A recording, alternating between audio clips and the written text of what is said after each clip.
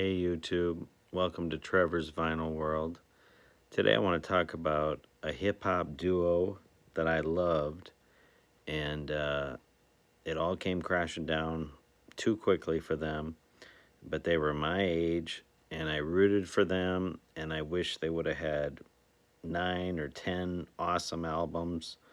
It didn't work out that way, but their first album came out March 31st, 1992.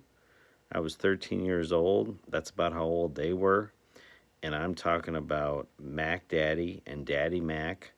You had Chris Mac Daddy Kelly and Chris Daddy Mac Smith, and they were the group Kriss Kross. And their first album, Totally Krossed Out, was one of my favorite CDs of 1992. Like I said, it came out in March. Dr. Dre's The Chronic came out in December of 92. So I listened to this way before I listened to The Chronic. And man, being 13 years old and listening to kids that were 13 years old that were rapping, and actually, like, the whole album is good, even though the only song that really blew up was Jump. And everybody knows Jump. Some people know Warm It Up. Warm It Up, Chris. I'm about to. Most of the rest of the album gets forgotten about, but I absolutely loved this whole album. I loved being a 13-year-old kid, and I never wore my pants backwards like these guys did. But just seeing other teenagers doing what they were doing, living their dream, it was very inspirational. Usually, when you're a kid listening to music, it's always adults or young adults that you're listening to. And this, it was actually like kids that were your age, and they were holding their own. They were discovered by Jermaine Dupri, and I'm not sure why their second album wasn't that good, but their first album, I mean, it's a banger, and I stand by it. Um, like I said, everybody knows Jump, but they had other songs on there like Little Boys in the Hood, A Real Bad Dream, Can't Stop the Bum Rush. I love this whole album. It's amazing how years later I can still put this on, and it's a little outdated, but it still puts a smile on my face. It's kind of like, you know, um, the movie Ace Ventura with Jim Carrey, where it's so old and it should be outdated, but when I put it on, it just puts a smile on my face, and it brings me back to being a teenager, and you're just enjoying the moment, and you think it's going to last forever. And then years later, you're like, man, like, why couldn't they have just had like one more, like Jim Carrey? I wish they would have done 5 Ace Ventura Pet Detective movies. Kriss Kross, I really think that after this album, they should have waited and not released another album until they were ready. And I think they were pressured by producers and by people in the record industry to, hey, we got to strike while the kettle is hot, or whatever you want to say. And, I'm sure these teenage kids were in over their head. And they were pressured to make like another album, and it just didn't hit. And then some people say their third album is okay. I need to go back and listen to that one.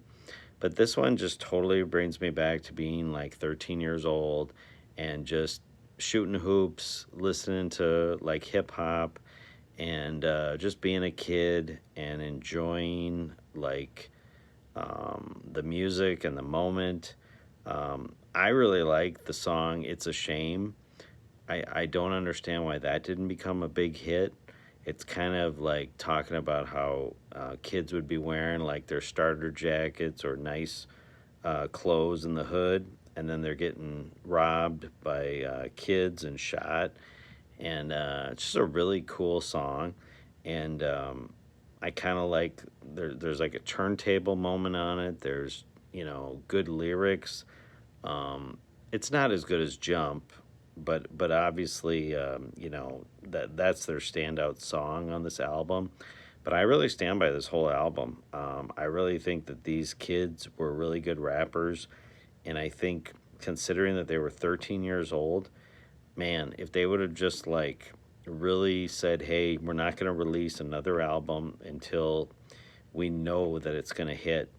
I want to say that their second album was called The Bomb, and I know I bought it, and I just was not into it. Um, but this first one is so good that no matter what, I just always liked them, and it really saddened me when, like in 2013, Chris Kelly, the one that they called Mac Daddy, he passed away. So he is no longer with us, and it is a shame. The other guy, Chris Daddy Mac Smith, is still alive, and I want to say he's a music producer. Um, but yeah, the music industry is not. It's pretty rough on some people, and I don't know what all went down with Chris Kelly. I know he got addicted to, I want to say, painkillers, and no, it's a total shame that he's no longer with us. He's definitely one of those people that I would have just been totally thrilled to meet one day, and yeah, no, I just will always love Kriss Kross. Um, I'd still like to like have a shirt of theirs. People might think it's kind of weird, you know, a grown guy wearing a Kriss Kross shirt. But it's just amazing, like what things stick with you from when you're a kid, and you're just so like rooting for someone. And with them, I was just always rooting for them. I remember they had like a Sprite commercial, and I think I started drinking Sprite for a while just because Kriss Kross was endorsing them, and I never liked Sprite. Um, I did that with LeBron too, but no, I just always liked Kriss Kross. Was always rooting for these guys. I just thought it was so cool that that kids my age were doing hip hop. And there was other groups too, like ABC, Another Bad Creation, and Kriss Kross was like making a point that we're not, ABC. Um, but I only bring that up because it wasn't like Kriss Kross were the only kids that were trying to do it, but I just think Kriss Kross was so talented, and obviously Jermaine Dupri saw something in them and believed in them, and they went multi-platinum. And even to this day, if you turn on like a NBA game, they usually play Jump at some point. And yeah, no, I'm very happy that the legacy of Kriss Kross has kind of lived on, which is totally cool. Because I just remember being a teenager, be out shooting hoops and putting on hip hop, and in a way, I kind of liked finding some stuff that wasn't vulgar, just in case my mom was around, and you didn't want everything to be just totally vulgar.